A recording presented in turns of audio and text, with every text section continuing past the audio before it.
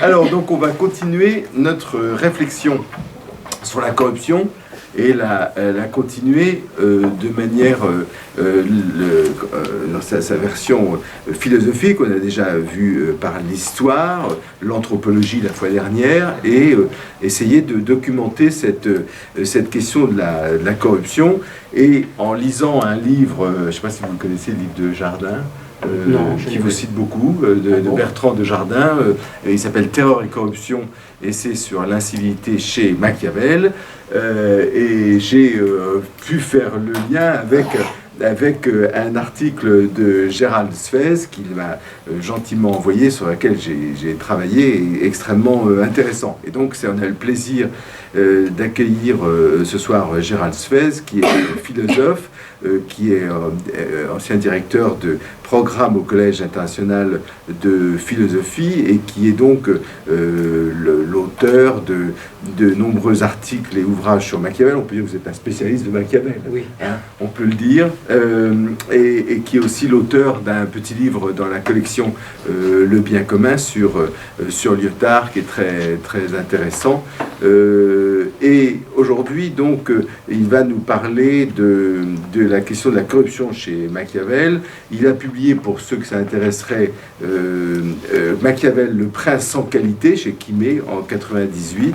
Machiavel, la politique du moindre mal, au PUF, en 1999, et il a co-dirigé avec Michel Senelard l'ouvrage collectif sur l'enjeu Machiavel. Voilà, donc je vous donne la parole pour un exposé, et puis ici vous avez malheureusement peu de philosophes, mais vous avez plutôt des praticiens, des juristes, des avocats qui donc vont réagir en béotien. Vous nous en excuserez par avance. Je suis spécialiste.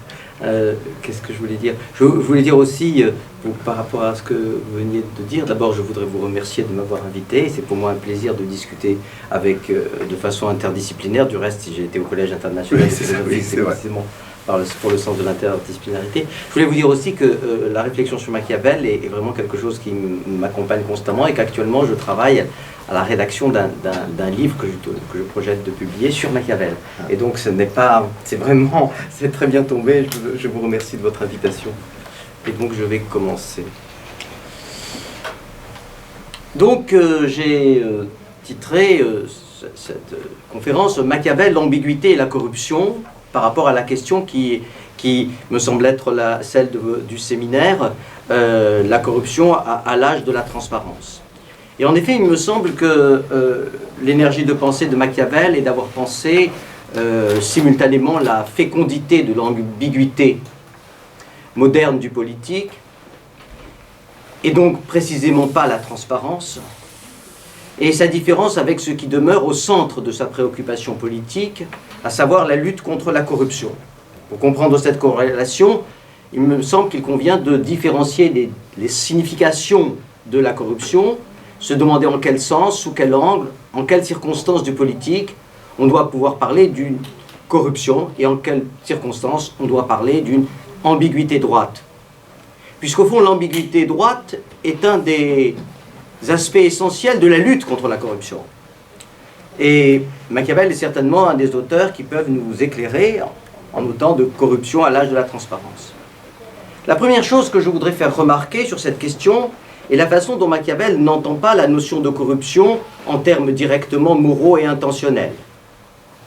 D'abord, il l'entend en termes politiques, ce qui est tout à fait autre chose, comme nous allons le voir, mais surtout, il l'entend d'abord dans le sens où tout ce qui existe dans ce monde connaît un terme et des bornes à sa durée, et comme il l'écrit, c'est une chose très vraie, au début du livre 3 des Discours, que toutes les choses du monde ont un terme à leur vie, mais celles-là accomplissent en général tout le cours que le ciel a établi pour elles, qui n'altèrent pas leur corps, mais le gardent ordonné, de sorte que soit il ne s'altère pas, soit, si s'altère, c'est pour sa santé et non à son détriment. Cette formule d'ouverture nous alerte sur le fait qu'il y a, pour Machiavel, un dépérissement nécessaire de tout corps. Et par conséquent, un dépérissement nécessaire du corps politique. Et s'il évoque la possibilité d'une disparition, je dirais en douceur, d'un corps qui garderait son ordre et irait au bout de sa course, c'est d'une certaine façon, tout formel. Parce que selon lui, tout corps va en s'altérant et le corps ne disparaît pas dans une situation d'égalité avec soi-même, en un sens, jamais de mort naturelle. C'est une simple concession. Et davantage encore en ce qui concerne le corps vivant, qui se change en un autre et s'altère, s'accidente, et plus particulièrement ce qu'il appelle les corps mixtes. Et dans les corps mixtes, il place essentiellement les corps politiques. Les corps mixtes, pourquoi évidemment les corps mixtes? Parce que ce sont des corps composés, et de ce fait, la décomposition guette. Et elle guette, de ce point de vue-là, un peu comme chez Rousseau, dès l'entrée de la formation du corps politique.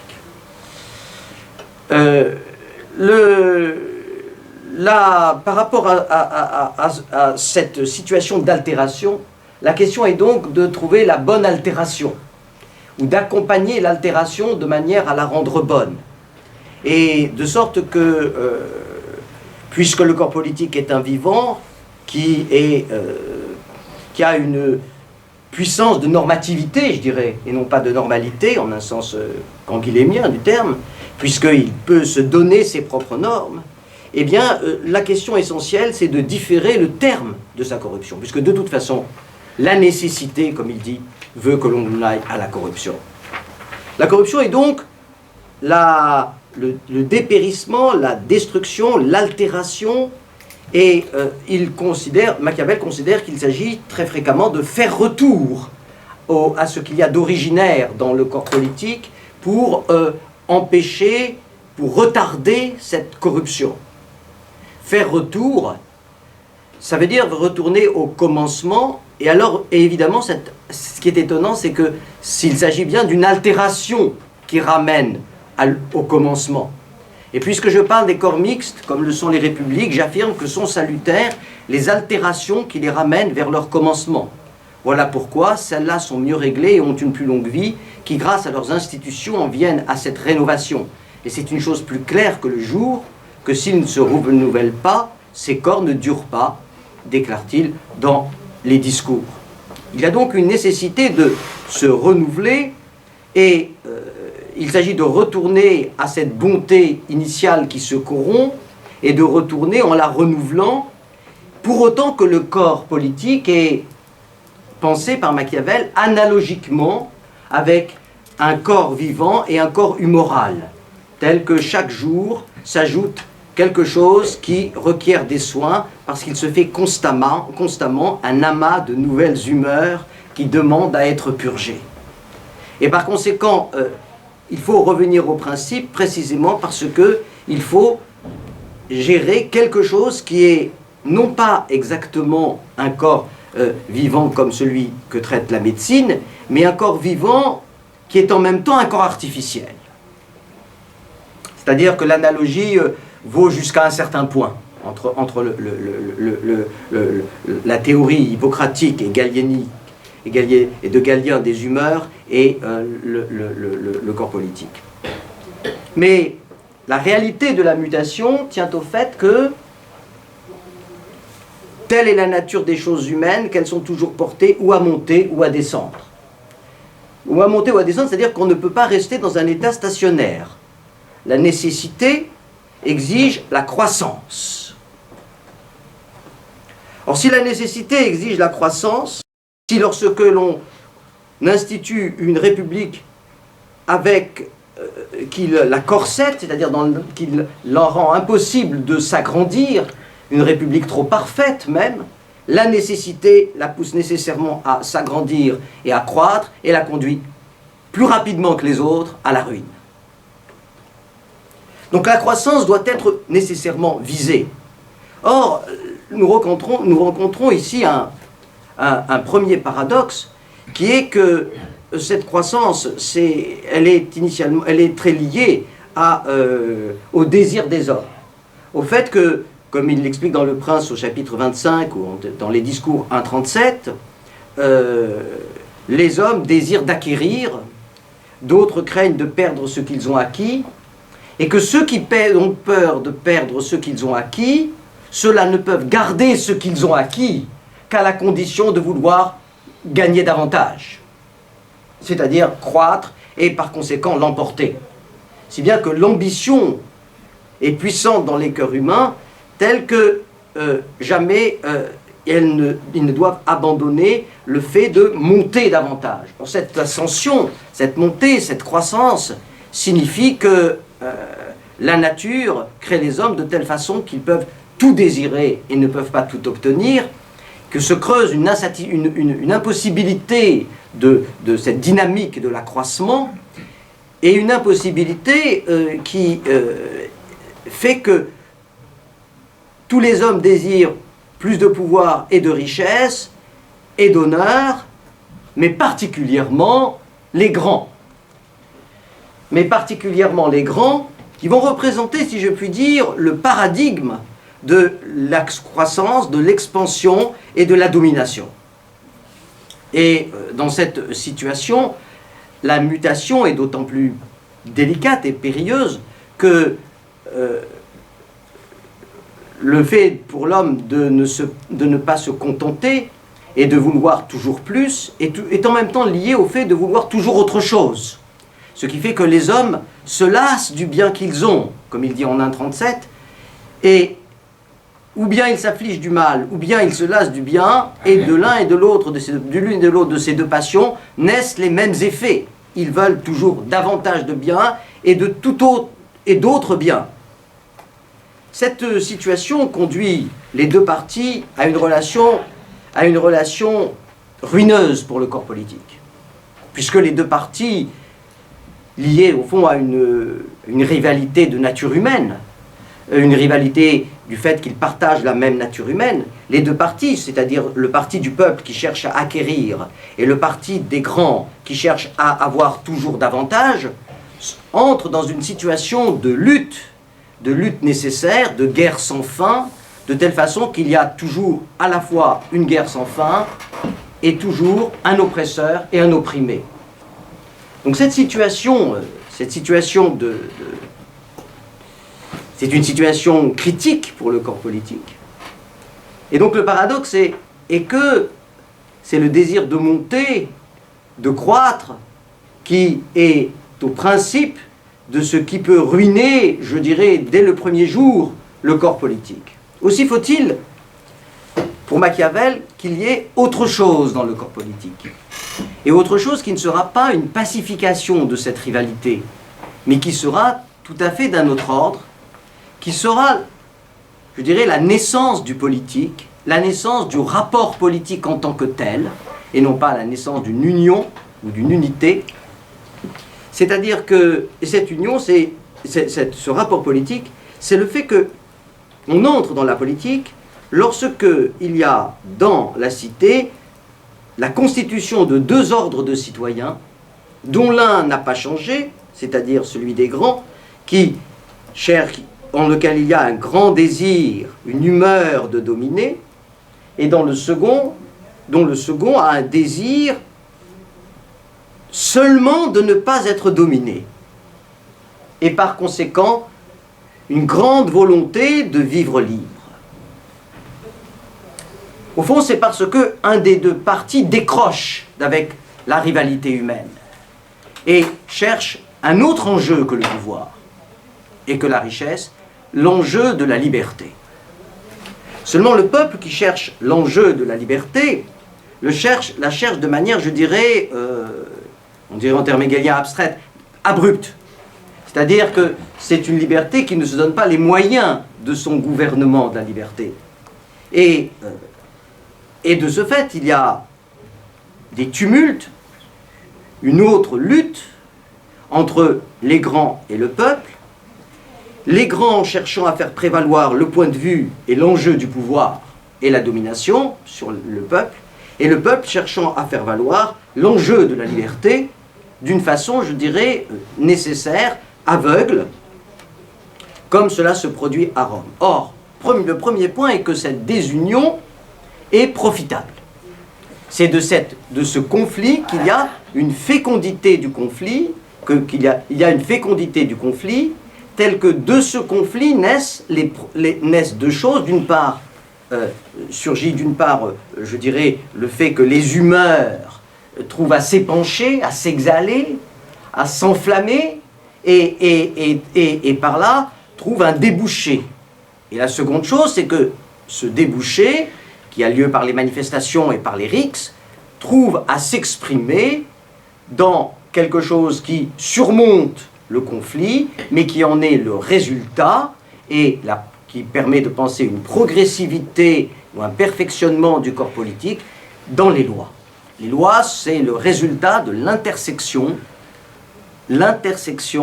du conflit entre les grands et le peuple. De sorte que toutes les querelles qui naissent entre les grands et le peuple naissent du désir que la première humeur a de commander et la seconde de ne pas obéir, et que ce conflit dissymétrique est par là même insoluble. Insoluble au sens où ils ne parlent pas la même langue. Ils s'entendent parce que, évidemment, les grands ont une idée de la liberté et le peuple a une idée de la richesse, puisque ce sont des hommes en même temps. Mais en même temps, il y a quelque chose qui s'est institué, qui s'est constitué politiquement, et qui fait que chaque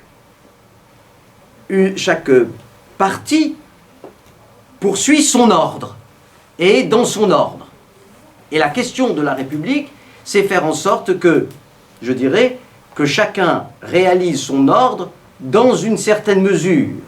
C'est-à-dire dans la mesure où, c'est-à-dire premièrement que chacun réalise son ordre, c'est-à-dire que les deux postulations, qui sont les deux piliers de la République, coexistent dans le conflit. Deuxièmement, que les grands n'imposent pas la valeur des richesses et du pouvoir et leur propre domination, ce qui serait la domination totale, et que le peuple n'impose pas une liberté abstraite qui est déliée de toute pensée du commandement, c'est-à-dire du gouvernement de soi. Et par conséquent, il faut qu'il y ait une distinction des ordres, point très important. La corruption, c'est d'abord la confusion des ordres. C'est-à-dire lorsque les grands se font passer pour le peuple, ou lorsque le peuple prend l'humeur des grands. Et deuxièmement, que chacun n'aille pas au bout de son ordre.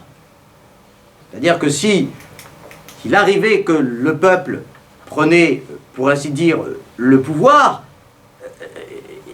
ce pouvoir serait ingérable. Il y a donc un différent sur les valeurs liées à ces humeurs, et ces humeurs sont telles que la politique est fondée sur l'impossibilité que l'accord règne entre les deux parties. C'est-à-dire que, ce qui veut dire deux choses. La première, c'est que les deux parties peuvent s'entendre sur des négociations convenables, que sont les lois, qui sont pour ainsi dire les transactions sur lesquelles ils s'entendent, mais en même temps ils ne peuvent pas s'entendre fondamentalement, puisque le peuple cherche la liberté et les grands cherchent la domination. Donc fondamentalement ils ne peuvent pas s'entendre. Il y a du fait même de l'asymétrie dans la recherche des valeurs. Et le peuple a une liberté à géométrie variable. Alors, pour dire les choses rapidement, tantôt ce qu'il cherche c'est simplement sa sécurité, c'est-à-dire une liberté dans la paix, c'est-à-dire qu'il en rabat sur un désir. Ce désir est simplement de ne pas être trop écrasé. Tantôt son désir est un désir plus fort, qui est en tant qu'il est le parti des lois, alors que les grands représentent le parti qui veut se mettre au-dessus des lois, comme Machiavel l'explique dans les histoires florentines. Tantôt, le peuple est dans une insubordination telle que cette liberté qui s'épanche est ruineuse pour le corps politique. Il faut donc que la nécessité réalise cet accord dans le désaccord des humeurs, cet épanchement qui donne lieu à la loi, et réalise, en somme, un corps divisé, mais en même temps un corps propre. Et par conséquent, la corruption des humeurs, c'est le fait de... ça peut être deux choses. Ça peut être le passage à l'extrême d'une humeur qui étouffe et détruit l'expression de l'autre. À ce moment-là, l'autre humeur s'enquiste, elle ne trouve pas à s'exhaler, elle fait un abcès de fixation, il n'y a plus de circulation de cette humeur, et par conséquent, c'est là où le mal sourd ne fait que proliférer en profondeur, et que la situation est évidemment des plus dangereuses pour la corruption, c'est-à-dire mène à la corruption du corps politique. En second lieu, c'est ce que j'ai appelé la confusion des humeurs. Et la confusion des humeurs, j'en donne deux exemples. Lorsque Machiavel nous dit, à Florence, lorsque le peuple l'emportait, les grands, exclus des magistratures, étaient obligés, pour y rentrer, de devenir pareils aux populaires et aussi de paraître tels, conduite, cœur et façon. Les grands simulent l'identité des autres. Cette identité historique, n'est-ce pas, qui n'est pas une identité économique, qui n'est pas une identité naturelle, et peuple, quiconque représente le parti de la liberté. Alors, l'épisode des Gracques est très intéressant parce qu'on a une ambition des grands qui monte en puissance sans frein, c'est-à-dire on a le premier aspect, passage à l'extrême de l'humeur des grands, qui produit en réplique le fait que le peuple ne demande plus seulement le rétablissement du tribunat, qui était sa fonction tribunicienne, qui est une faculté d'accuser, j'y reviendrai, qui lui permet de limiter le pouvoir dans la République romaine, de limiter le pouvoir des grands, tout en participant au gouvernement sous la forme simple de la défense et de la vigilance qui empêche les grands d'avoir trop de pouvoir. Le peuple ne demande pas seulement le rétablissement du tribunat, il demande de prendre le consulat, il demande de s'approprier le commandement, il demande tous les pouvoirs. C'est-à-dire qu'il s'est corrompu. Il a changé, il s'est corrompu au sens où il s'est altéré au point de prendre le rôle adverse. Et c'est évidemment en rapport, c'est-à-dire qu'il y a une sorte de... C'était par contre-coup. Mais il y a donc une dynamique de la corruption qui tient à ce que Machiavel appelle les méchantes humeurs. Ces méchantes humeurs, et ces méchantes humeurs sont en même temps une force de vie. Alors je voudrais dire ici que une des choses qui pour Machiavel représente un des facteurs forts de corruption du corps politique, c'est lorsque le conflit civil, ne trouvant pas à s'instituer ou à s'exprimer, à la place ont lieu des conflits qui sont des faux semblants de conflits, qui sont des faux conflits.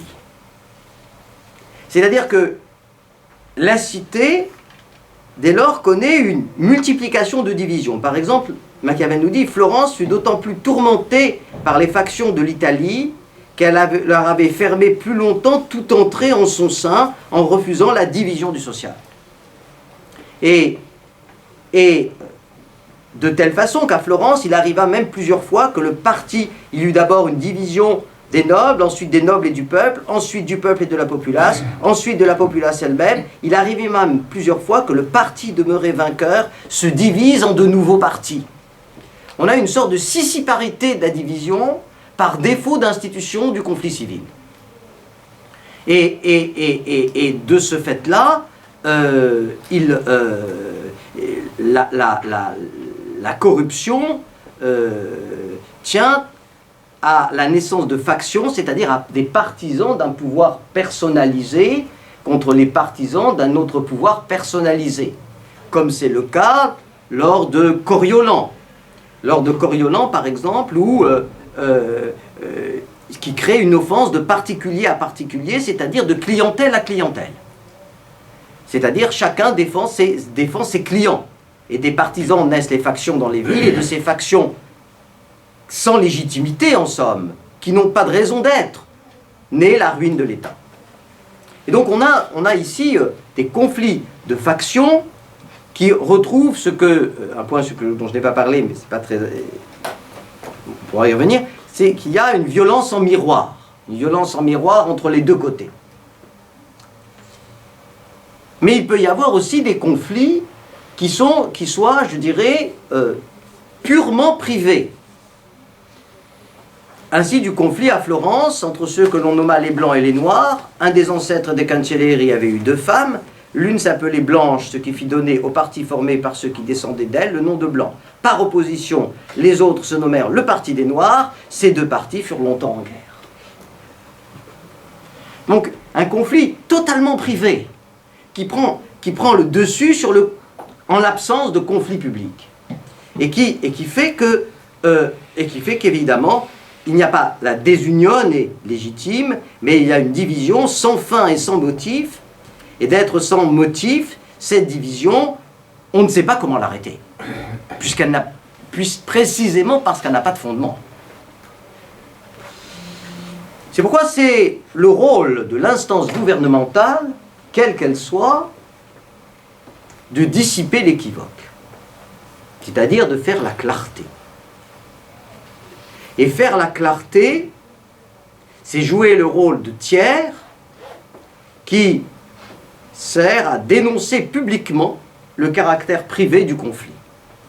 Dans 2 circonstances, par exemple, je voudrais citer 2 circonstances que Machiavel explique, c'est à Rome la rivalité de Manlius. Manlius est très mécontent, un grand homme, un grand citoyen de Rome, de ce que Camille ait réussi après lui de sauver Rome et ait permis de délivrer Rome de l'oppression des Gaulois en livrant une partie de l'argent du trésor public pour sauver la ville. Et donc Manlius va faire courir le bruit selon lequel il n'en est rien, ce trésor n'a pas été donné aux Gaulois, ce sont les grands qui se les ont accaparés, et par conséquent ce sont les plus riches, et par conséquent ils passent du côté des pauvres, bon, et il essaye de semer la discorde au Sénat, tout simplement par jalousie. Bon. Donc il faut dénoncer l'imposture de Manlius. Et c'est très difficile de faire la preuve de ce que le trésor ait été livré. De sorte que les moyens juridiques ordinaires font défaut.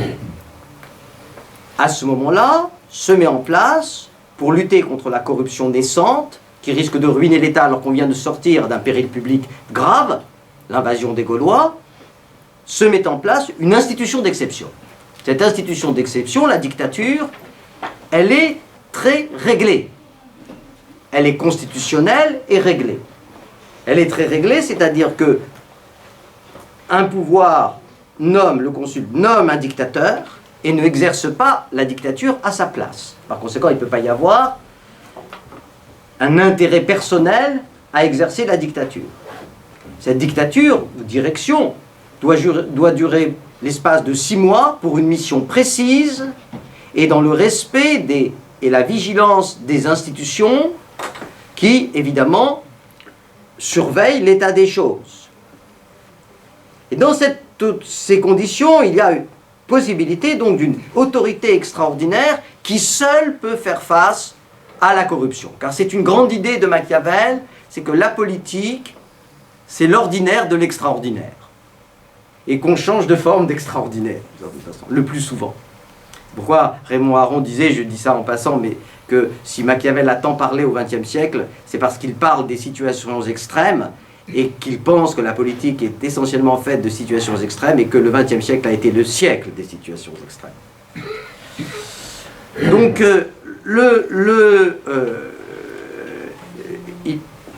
il faut donc nommer. Donc, que fait le dictateur? Il cite Manlius, il lui demande de comparaître.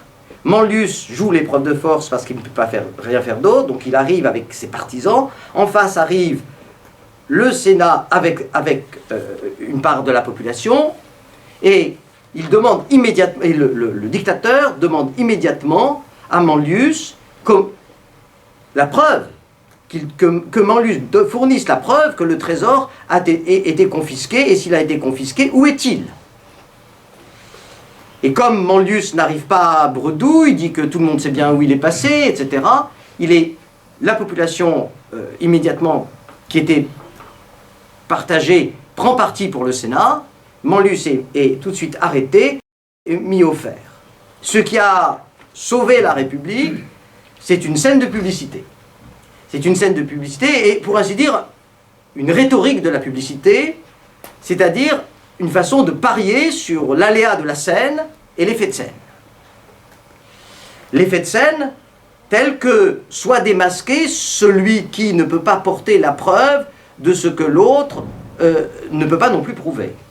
Donc il y a là quelque chose de très important. Le rôle de l'État, la consistance de l'État, c'est évidemment de réinscrire la division légitime et constamment de mettre fin aux rumeurs.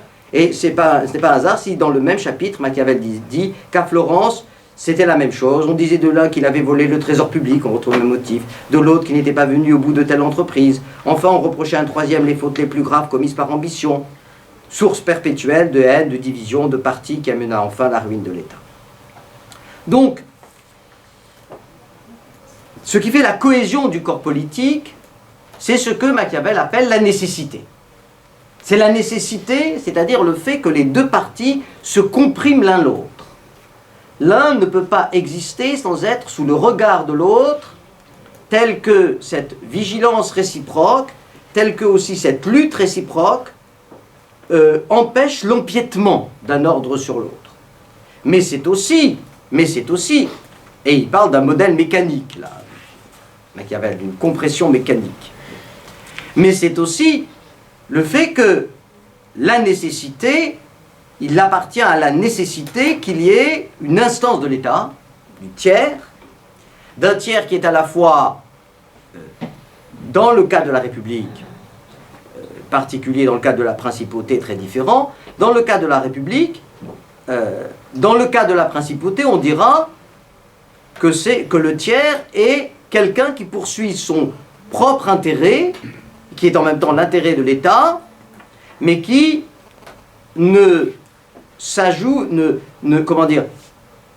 se présente, se dégage de l'appartenance à une classe sociale, à un des deux groupes, se détache. Au fond, le pouvoir d'État, c'est cette fonction de détachement d'avec une des deux sources du social.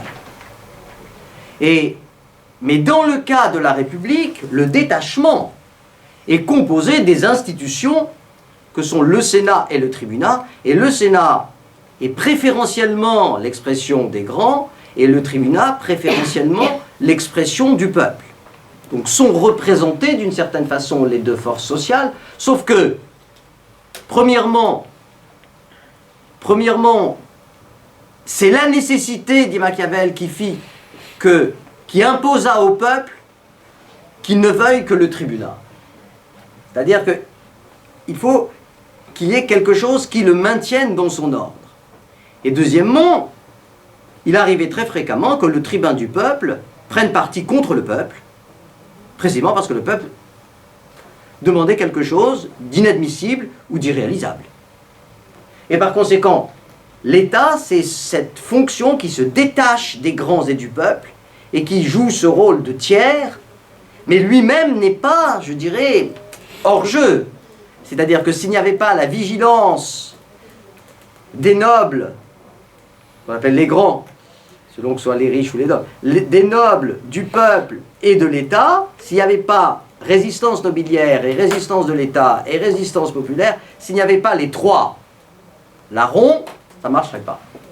Ça ne marche que parce que chacune des forces limite la force de l'autre et surveille l'existence et surveille l'emploi de la force de l'autre. Et cette nécessité, donc, est très essentielle, la nécessité, l'existence de ce pouvoir fort. Ce pouvoir fort je dis tout de suite quelle que soit la formule, que ce soit le prince nouveau, comme on verra César Borgia, je vais en parler, je crois, quelle que soit sa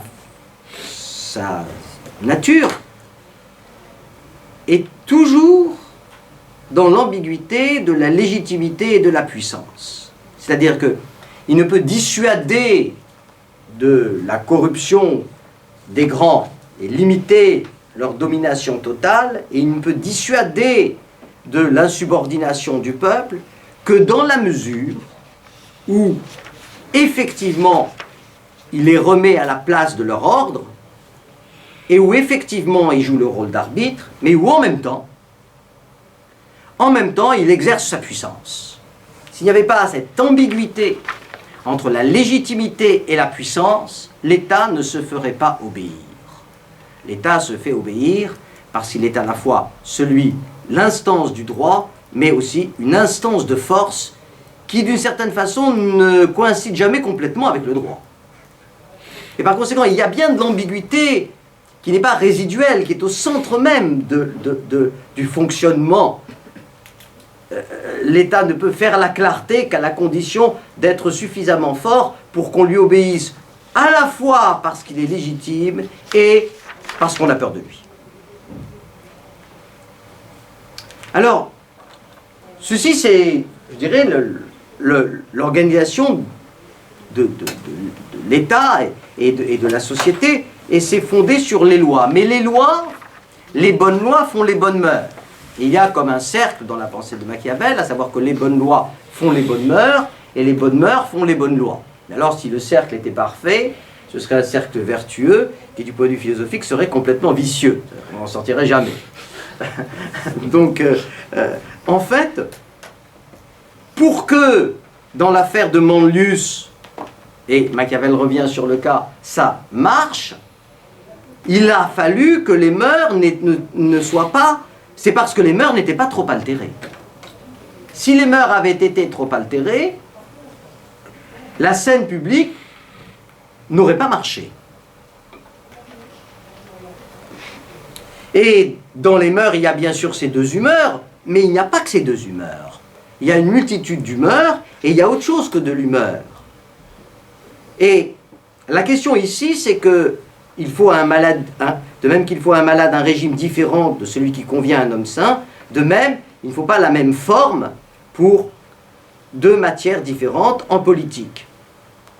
Et par conséquent, toute la question est celle de la règle de correspondance entre les lois et les mœurs. Et les choses je dirais qu'il y a deux choses à remarquer ici. D'une part, qu'entre les lois et le conflit, il y a les mœurs. Et les mœurs ne sont pas identiques à la civilité des mœurs n'est pas identique au civisme des humeurs. Civilité des mœurs ne coïncide pas avec le côté civique des humeurs. Il y a un facteur de civilité, et cette indétermination politique joue pleinement. La seconde chose, c'est que dans certains cas, eh bien, il ne faut pas que les lois soient trop bonnes par rapport à une situation où les mœurs sont trop dégradées. À ce moment-là, nous dit Machiavel, il n'y a plus de correspondance et les meilleures lois produisent la ruine du corps politique. Il faut qu'il y ait une correspondance une certaine règle de correspondance qui n'est pas celle du décalque, mais qui est telle que, en somme, ça soit compatible, de sorte que les bonnes lois ne sont pas toutes seules à pouvoir sauver la situation d'un corps politique qui s'altère. Et évidemment, dans ce caractère-là, dans ce monde-là, je veux dire, ce qui joue un grand rôle, c'est la religion. La religion, et particulièrement si l'on pense à la religion des Romains, eh bien, la religion des Romains était excellente. Elle était excellente parce que c'était une religion dont je dirais qu'elle était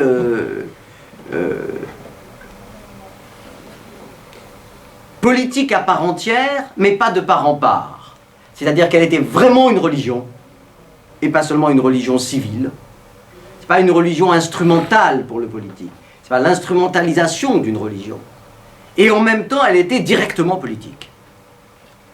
Et c'est le fait du rôle de Numa, et non pas de Romulus, qui fait que, en instituant une religion, la religion romaine, il permet à cette religion politique de jouer son rôle dans les mœurs de la cité.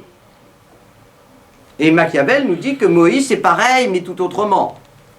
Parce que Moïse, c'est un prophète armé. Et comme c'est un prophète armé, Moïse, la religion juive, de l'État juif, premier État juif, la religion du judaïsme politique, du judaïsme antique, je veux dire, la religion du judaïsme antique est une religion qui est fortement politique tout en étant transcendant le politique et qui forme les mœurs. Et pas ce rôle intermédiaire de former les mœurs par une religion qui est une interprétation de la loi dans la pensée juive, eh bien il n'y aurait pas de possibilité de faire évoluer les actions politiques et justement de répondre à l'actualité des situations. Et le grand problème de la religion chrétienne,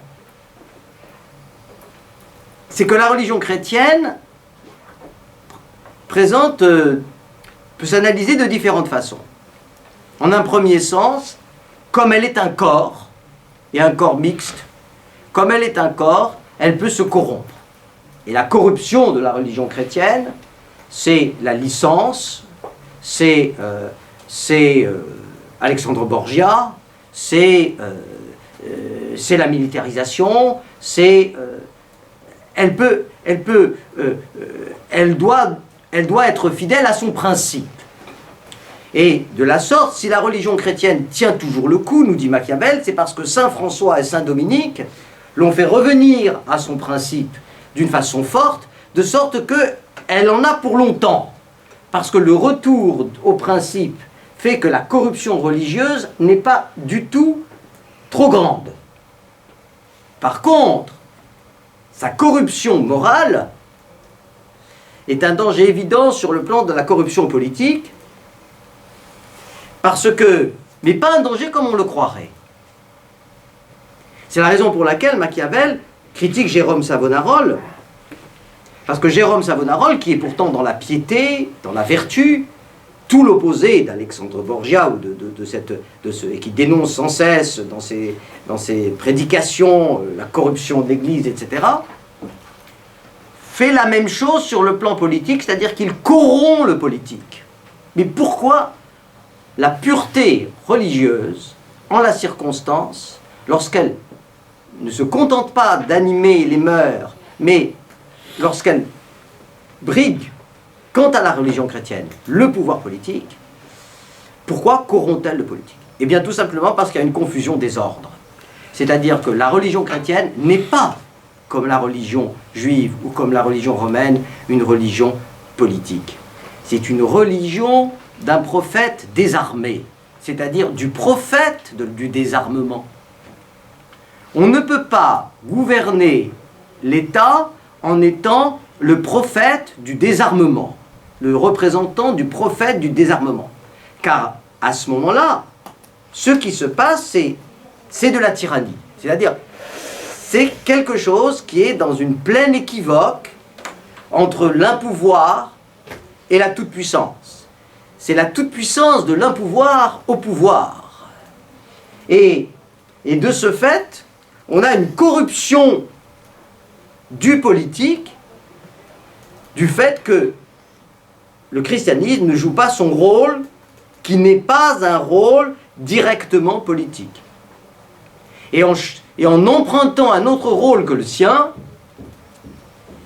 il ne peut que détruire, qu'altérer le fonctionnement général. Et selon les mots de Machiavel, la religion chrétienne a brisé les nerfs de la politique. Briser les nerfs, c'est un mot très fort. C'est-à-dire que la religion chrétienne en Italie, dans ce moment-là, historique simplement et localisé, n'est-ce pas, est une religion qui doit se trouver une solution, doit se réformer politiquement. Il faut qu'il y ait du changement. D'ailleurs, il cite en exemple la France comme une tentative de trouver une solution au problème. Mais j'insiste sur ce fait que ce thème récurrent de la confusion des rôles, qui est précisément l'élément même de la corruption. Alors dans cette situation, le pouvoir d'État joue un rôle lui-même essentiel, et un peu comme Rousseau dira du gouvernement que le gouvernement c'est en quelque façon le prince, eh bien il faut dire qu'il y a chez Machiavel incontestablement au sein de la République la mieux constituée une fonction prince. C'est-à-dire qu'il y a une instance du pouvoir d'État qui, dans sa rigueur réaliste, assume sans état d'âme l'ambiguïté de la puissance et de la légitimité. Et qui au fond,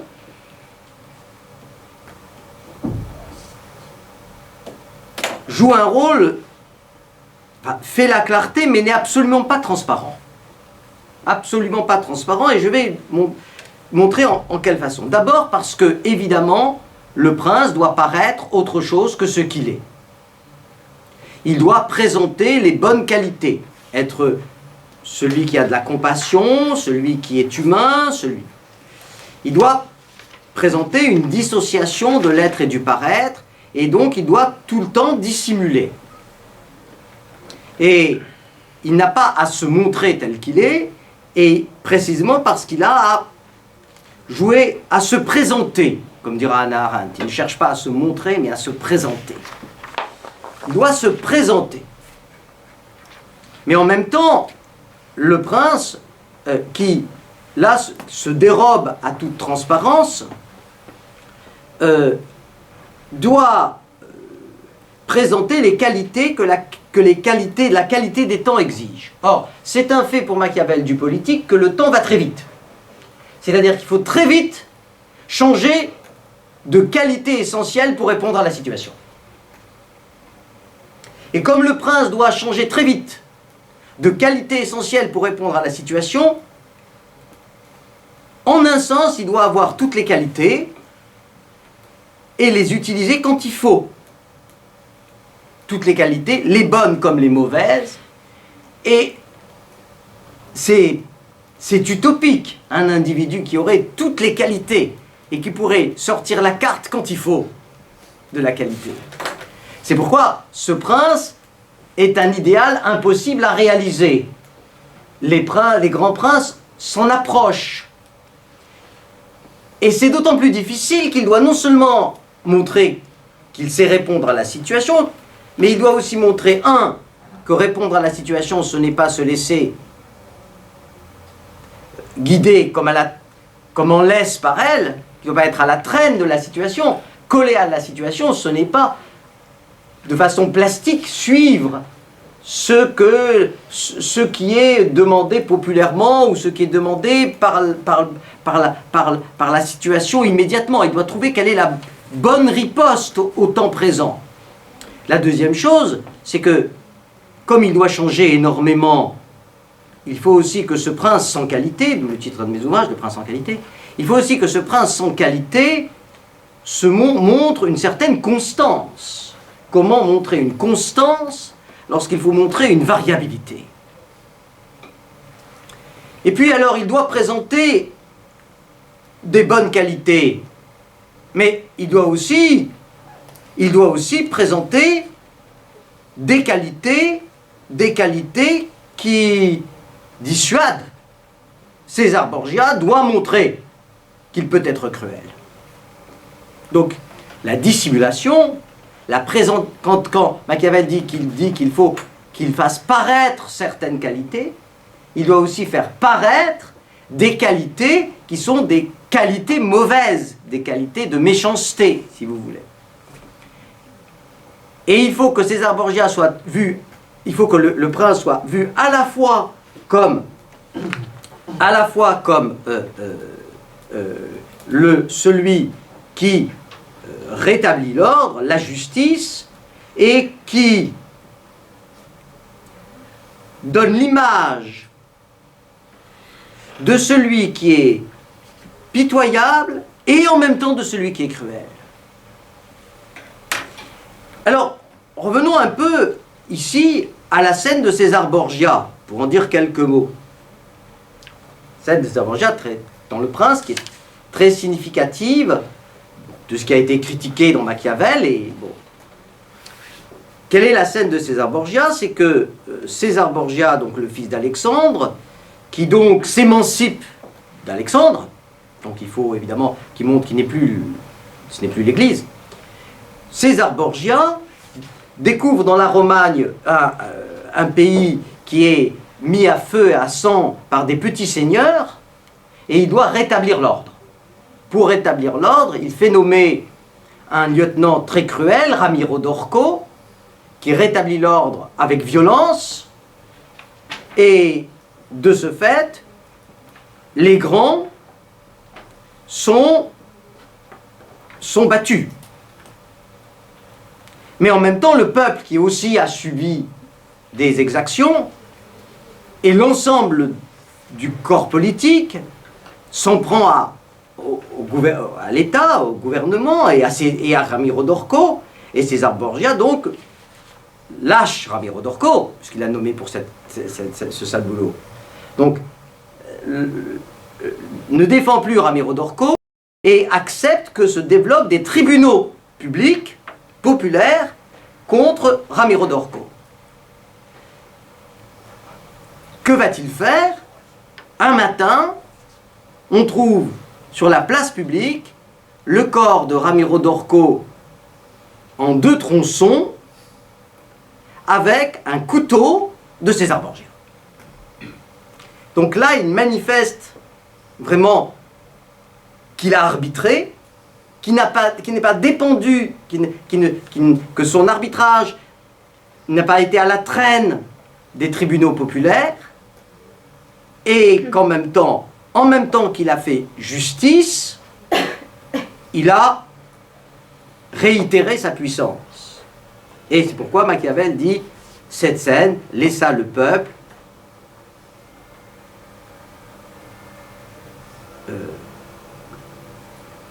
content et stupéfait. La stupeur du peuple devant cette scène, parce qu'on lui a volé, en un sens, évidemment, son arbitrage, ses tribunaux, mais parce qu'en même temps, il est comment dire, convaincu désormais de l'équivoque de la puissance et de la légitimité du prince. Il y a un État. Donc, cette situation indique bien que le prince doit jouer un rôle extrêmement difficile, très délicat, toujours sur la corde raide.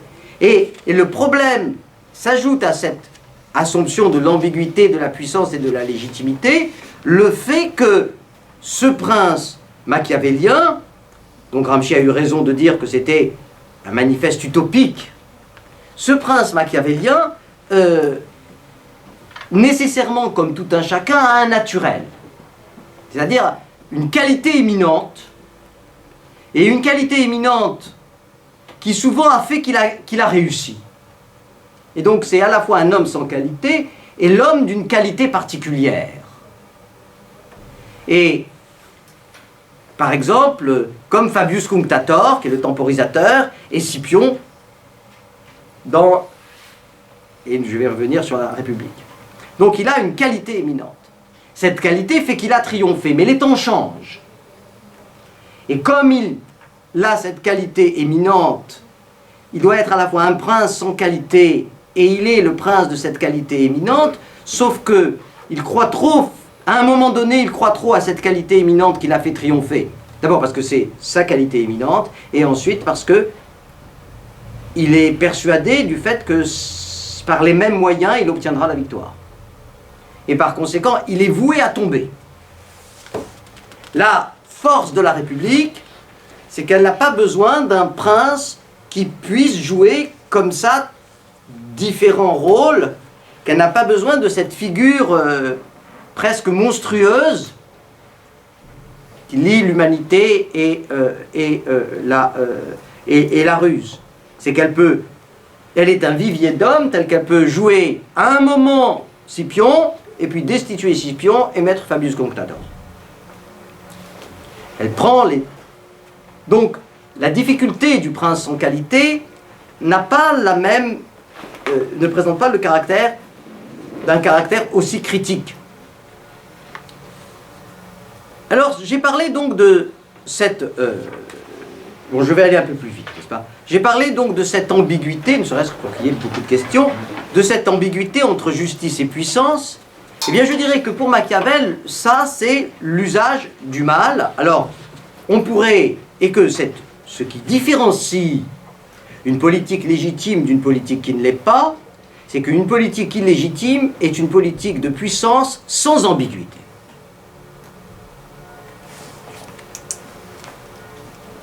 Et qu'une politique légitime, c'est une politique qui manie l'ambiguïté. Et d'ailleurs l'ambiguïté au niveau même des forces politiques, puisqu'il faut que le peuple soit confirmé dans son désir de liberté, mais qu'il n'aille pas au bout de son désir. Et donc il y a sans cesse cette situation, et je dis en deux mots que tout cela est lié aussi à un perspectivisme des forces politiques, perspectivisme lié à la théorie de la perspective à l'époque, et Machiavel a très bien connu Léonard de Vinci. Et ce perspectivisme, c'est que lorsqu'on est en haut, on voit bien ce qui est en bas, et lorsqu'on est en bas, on voit bien ce qui est en haut, ce qui fait que le corps politique ne forme pas un tout qui se voit. Le prince voit ce qui est, et le gouvernement voit ce qui est en bas, c'est-à-dire le peuple, dans sa globalité, c'est-à-dire les grands et le peuple, là. Et les grands et le peuple voient le prince. Chacun détient la moitié de connaissance du tout. Et on ne peut pas recoller le tout. C'est le conseiller politique qui a le rôle d'essayer de donner des nouvelles sur le regard que le peuple a du prince au prince.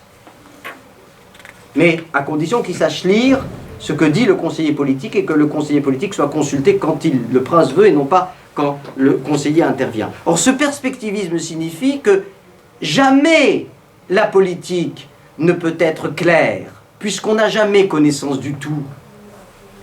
Que la vérité, la connaissance du tout est toujours partielle, donc il n'y a pas de possibilité d'une harmonie, d'une transparence. La vérité effective, c'est une vérité toujours incomplète, et perçue de façon incomplète. Il n'y a pas de tout politique. Alors, je termine sur quelque chose qui est très essentiel, c'est que toute cette politique, tel a été au fond le fil directeur de mes travaux sur Machiavel, est tournée vers, est animée par une idée du moindre mal qui est particulièrement intéressante et paradoxale. Une idée du moindre mal qui est que pour lutter contre la corruption, il faut faire comme font les médecins, prévenir. Et parfois prévenir, c'est faire un acte de raison d'État. Prévenir, ça peut ne pas être de cet ordre, mais en tout cas, prévenir implique une part de violence, ou peut impliquer une part de violence. Et c'est ainsi que Machiavel fait l'éloge de ce qu'il appelle la juste cruauté, la bonne cruauté. La bonne cruauté, c'est lorsque le prince ou la République prévoit que tels individus sont des ennemis de la République ou de la principauté et les arrête avant qu'ils n'aient commis suffisamment d'actes répréhensibles pour les arrêter. Et Machiavel dit, il faut entrer au mal s'il y a nécessité. Mais pourquoi il faut entrer au mal? Parce que, dit-il, si on ne fait pas ça, voilà ce qui va se passer. Si on ne fait pas ça, la révolte va va se produire, va gronder. Ceux qui ont été dépossédés du pouvoir antérieurement vont fomenter un complot. Et il va y avoir une insurrection, il va y avoir des très grands troubles. Et là alors, il faudra une répression violente et massive. C'est ça la vérité effective, qui a le mieux agi? Celui qui a pris les devants du mal, de l'exercice du mal, ou celui qui, à la traîne, a fait beaucoup plus de mal, a risqué la ruine de l'État et s'est montré, un, faible, deux, très violent. Mais Machiavel n'est pas non plus un moraliste politique dans le sens kantien, c'est-à-dire quelqu'un qui se raconte des histoires. C'est-à-dire qu'il ne va pas dire « c'est bien ». Il dit « c'est ça la politique ». Jamais il ne dit « c'est bien ». Et il dit que le moindre mal, il est tout le temps présent. Il est présent dans l'acte de Romulus, qui doit tuer Rémus pour fonder l'État. Il est présent dans les luttes de factions. Il est présent dans la sévérité de la loi, par exemple dans l'épisode des Horaces et des Curiaces. Il est présent dans le fait qu'à certains moments, la République est dans une telle situation de dégradation qu'il faut instituer un pouvoir royal pour du moins sauver l'État. Et dans tous ces moments, la nécessité requiert d'avoir un certain courage dans une certaine franchise du mal, et pour lui c'est la même que lorsqu'il faut faire une guerre, lorsqu'elle est nécessaire, et ne pas la différer, et ne pas refuser l'intervention militaire. Il y a une nécessité de l'intervention militaire pour défendre la justice, et certaines guerres justes nécessitent cette intervention militaire. La virtus compose nécessairement avec cet emploi du mal, si l'on veut lutter contre la corruption. De sorte qu'il dit, on peut parler de bon usage, si tout au moins du mal, il est licite de dire du bien. Pour les cruautés qui se font d'un seul coup, pour la nécessité de sa sûreté, et puis on ne s'y enfonce point. Mais on les fait tourner au profit des sujets le plus qu'on peut. Il y a mauvais usage pour celles qui, pour qu'elles soient d'abord peu nombreuses, vont avec le temps plutôt croissant que s'apaisant. De même, il dit, il serait à désirer que chaque 10 ans, il y ait un grand coup qui rappelle la loi, qui rappelle la force de la loi, et qui frappe les esprits, et qui remplisse les esprits de terreur. Sinon, il se trouve beaucoup de coupables, tels qu'on ne peut plus les exécuter et s'en prendre à eux. Machiavel dit cela parce qu'il a été aux affaires politiques, qu'il a été un des premiers conseillers de Pierre Soderini, et que Pierre Soderini, et qu'il a passé son temps, Machiavel a passé son temps à dire à Pierre Soderini, les Médicis, il ne faut pas se raconter des histoires, ils vont essayer de faire un coup d'État. Et Soderini dit, mais tant qu'il ne faut rien, je ne peux rien faire. Il tombe, et Machiavel est torturé. Et les Médicis prennent le pouvoir. Par conséquent, cet enseignement de l'histoire politique fait qu'il en conclut qu'il y a dans la politique une part maudite, qu'il n'est pas question de dire que cette part est anoblie par la fin. Ce n'est pas l'homme de la fin justifie les moyens. Il n'a jamais dit cette phrase. Il n'y a pas de justification. Mais la politique requiert cela. Mais encore faut-il, et ça c'est quelque chose de très important, qui fait que nous ne sommes pas dans une justification de tout mal, que ce mal soit économe. Il faut, dans les tumultes, lorsqu'il parle des tumultes, il dit que l'intérêt des tumultes, c'est qu'au fond, il y a eu quelques exils et quelques personnes proscrites, mais pas plus. Les tumultes de Rome engendraient rarement des exils et très rarement du sang. C'est pourquoi on peut les juger, on ne peut juger nuisibles ces tumultes, je lis, ni diviser une république qui, pendant si longtemps par ses conflits, n'exila pas plus de 8 ou 10 citoyens, en tua très peu et n'en condamna également pas beaucoup à des peines pécuniaires. C'est la même chose dans les différents cas, c'est-à-dire que c'est un mal économe, à la différence de l'autre mal qui est ce que dont Lefort a très bien dit que c'est la guerre fléau, la guerre extrême, la guerre d'extermination. C'est-à-dire lorsqu'un peuple tout entier veut exterminer un autre peuple. Donc il y a un moindre mal qui est sans relève, sans antiphrase, pour ça j'avais intitulé un de mes ouvrages « La politique du moindre mal », avec une certaine ironie, puisque ce moindre mal implique une part de mal qui est qui est irréductible et qui n'est pas sauvable. C'est-à-dire, je veux dire, elle est nécessaire pour le politique, mais le fait d'arrêter des individus qui sont suspects n'a rien de moralement défendable. Donc la politique chez Machiavel, elle a cette fonction d'un mal nécessaire et économe dans une diversité de rapports à l'action. Alors je voudrais terminer simplement en 2 mots, j'ai passé des choses mais c'est pas grave, sur 2 choses. La première, la nécessité de la corruption. C'est-à-dire que nécessairement un corps se corrompt, et comment? Mais de toute façon. C'est-à-dire qu'un corps se corrompt par dépérissement, par sclérose, et un corps se corrompt par croissance. Et remarquable est l'analyse de Machiavel, reprise en partie d'ailleurs par Montesquieu, selon laquelle Rome a nécessairement besoin de l'expansion pour qu'il y ait république. Elle a nécessairement besoin d'une expansion, de s'étendre. Elle a nécessairement besoin d'une domination républicaine.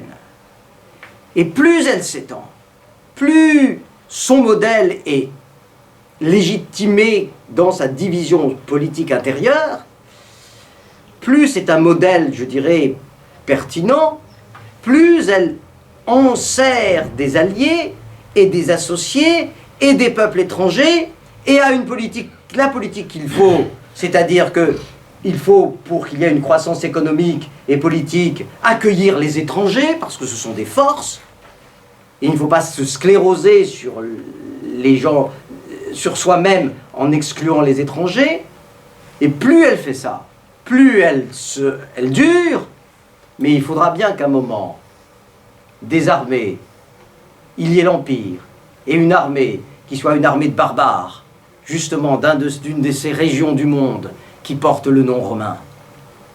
Et ce sera la fin de Rome. Donc l'expansion mène nécessairement à la corruption. Mais il n'y a pas d'autre solution que cette croissance par expansion. Et la deuxième chose donc, sur laquelle je voudrais terminer, c'est le fait qu'il y a toujours... enfin, j'ai pensé au thème, parce que c'est un thème très important, de la transparence, et c'est vrai qu'on est dans un âge de la forte corruption, dans un temps de forte transparence, enfin, comme slogan, c'est vrai que chez Machiavel, il y a l'idée qu'il faut un enchevêtrement de transparence et d'ambiguïté. Et que les ambiguïtés sont aussi légitimes que les transparences. Les clartés, les franchises, il faut être franchement mauvais, il y a les francos. Et en même temps, il faut se montrer dans l'ambiguïté de la dissimulation et de la dissimulation. Être à soi-même multiple, n'être pas identique à soi, de n'être pas même un sujet. Eh bien, tout ça fait que, en somme, la politique machiavélienne, c'est une politique qui vraiment essaye de penser toujours en situation la façon de combiner ambiguïté et transparence. Et pour avoir lu avec beaucoup d'intérêt les travaux de Scarpinato dans Le Retour du Prince, Le Retour du Prince et ce qu'il a écrit sur le juge, sur le judiciaire, parce que par ailleurs je travaille sur Sciascia. Il